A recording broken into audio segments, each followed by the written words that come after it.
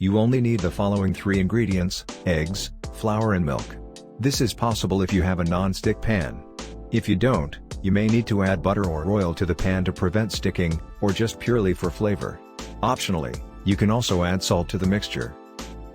Instead of forcing you to use a specific amount of each ingredient, we'll tell you the ratios so you can adjust it to your needs. For each egg you want to use, allow 28 grams of flour, 142 milliliters of milk and optionally, 1/8 of a tablespoon of salt. If you're a perfectionist, you can sift the flour and salt first to remove lumps. Mix all of the dry ingredients, then add the egg and milk. When you mix the batter, make sure to use a slow speed setting, or use a whisk, and mix until there are no lumps left.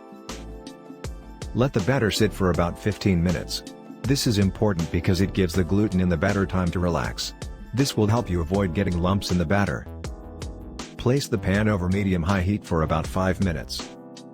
To test the temperature, add a little bit of water. It should sizzle as it hits the surface. Turn down to medium heat. This is the temperature you want to keep your pancake pan at for the entire process. You'll know it's gotten too cold if the pancakes start sticking and won't brown. If you want butter at this point, put a tablespoon of butter in your hot pan and swirl it around to coat the surface. Pour about 1/3 cup to 1/2 cup of batter into your heated pan, or until it reaches the edges. Rotate the pan, or use a spatula to spread the batter out to cover the whole surface of the pan.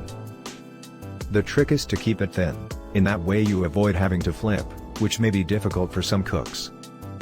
However, if you decide to flip, then do the following.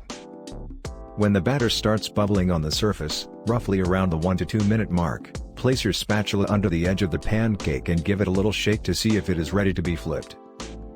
If the pancake slides easily, it's time to flip it. If the pancake is sticking to the pan, give it another minute or 2. Wait until it is thin on the surface and slightly browned on the edges before removing. If it is not browned enough, put it back in the pan for a few more seconds. When the pancake is ready, transfer it to a plate. If you leave the pancake for too long, it won't taste as nice. So serve it as soon as possible. You can top it with anything you like, but the South African tradition is cinnamon and sugar. Also try Nutella, fruits, jam, cream or peanut butter. With the perfect crepe recipe, you can make delicious treats for breakfast, lunch or dessert. Now all that's left to do is to eat them. Enjoy!